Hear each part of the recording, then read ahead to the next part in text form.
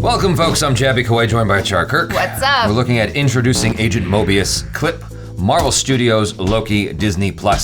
So I am very, very excited for Loki, as is ACHARA the KIRK, the girl sitting next to me. Hi. And yeah, so here we go. Let's look at this clip. The floor numbers are interesting. I'm Agent Mobius, by the way. Are you taking me somewhere to kill me? No, that's where you just were. I'm taking you someplace to talk. Well, I don't like to talk. But you do like to lie, which you just did. Because we both know you love to talk. Talk, talk. How long have you been here? I don't know, it's hard to say. You know, time passes differently here in the TVA. What does that mean? You'll catch up. So you're part of the TVA's courageous and dedicated workforce. Yes. You were created by the Timekeepers. Yep. To protect the sacred timeline. Correct. Is that funny? The idea that your little club decides the fate of trillions of people across all of existence at the behest of 3 space lizards, yes, it's funny. It's absurd. I thought you didn't like to talk. Yeah. Oh, that was cool. Oh yeah. Seeing the very little bits that we saw of their relationship in all the various like trailers and little things that we've seen for Loki, I was already like, I'm liking this pairing. Yeah. You know?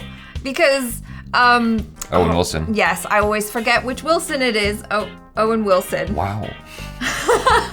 Wow. Sorry. Wow. Yeah. He's fun. I like him.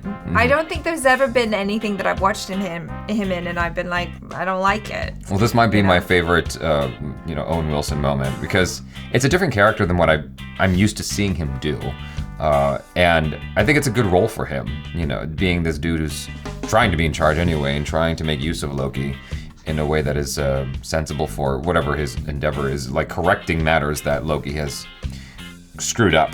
Well, I think even though maybe this is more of a different character for him, there's still that signature Owen Wilson like jovialness, you know, like he just. Yeah, but it's definitely pulled back, and that's what I like about it. It's toned down. It's more.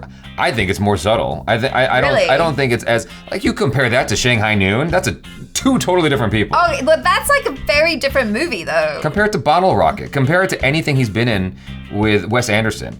It's his roles. I mean, okay, maybe that's a stretch. Like, because Wes Anderson is definitely more low key a lot of times. Yeah. But okay, so it's Wes Anderson.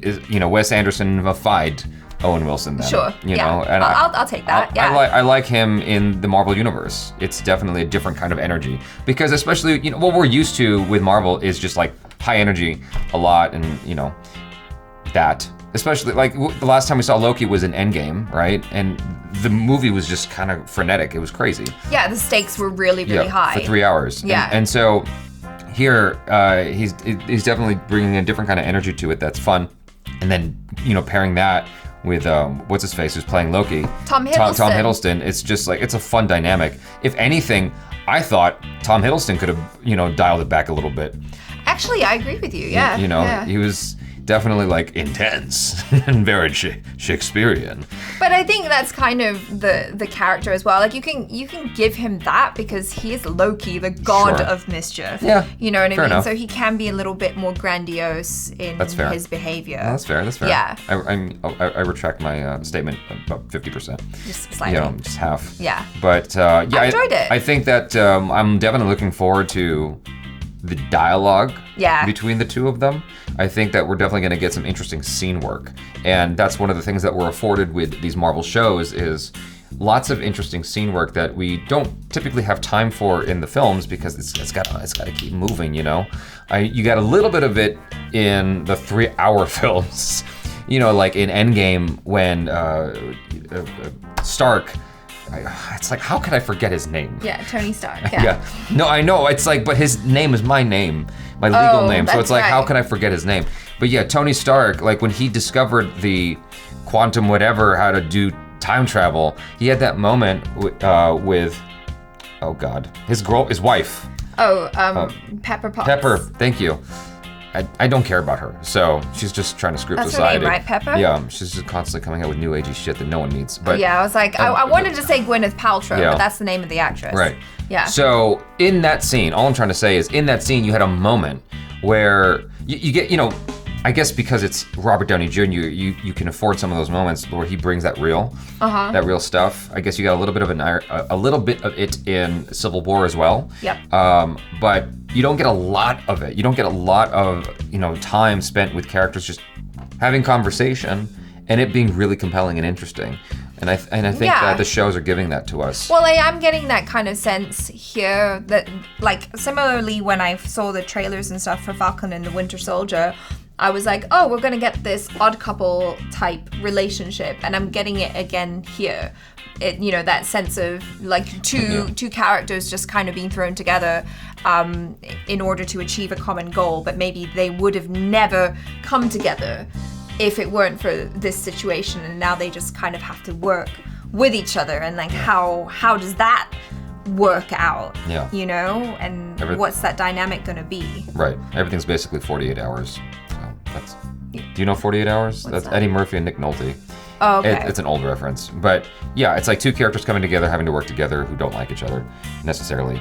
And then they'll like each other at the end, or they'll at least have an appreciation for each other. Yeah, well, we'll see. Yeah. I mean, the thing about it is that the lesson I learned with Falcon and the Winter Soldier is you shouldn't expect anything just because you saw the commercial.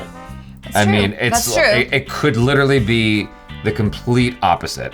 Because that's what happened with Falcon and the Winter Soldier. It was not a lethal weapon, in the Marvel Universe. Buddy cop situation. It was something totally different, which I was fine with. I wish they sort of were more direct with their advertisement, but I understand why they did it. And so here, there could be some sort of social discussion that they're going to infuse in here that we don't see coming. Like, I can't even begin to imagine what that might be.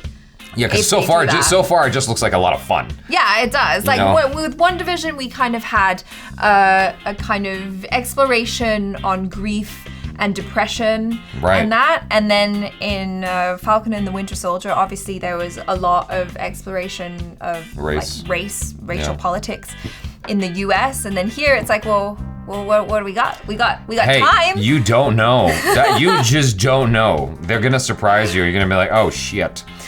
Wow, that hurts. And I didn't see that hurt coming, but it hurts. You know what I'm saying? As if you just don't know. Marvel is the new Pixar.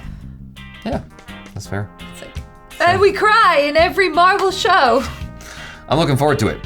You guys do let us know your feelings in the comments below, what you thought of that, and subscribe if you haven't already. Hit that bell icon, all notifications, please. Check out our other reactions, reviews, short films, vlogs, and interviews. I'm Jaby Koay. This is ACHARA KIRK. Peace out.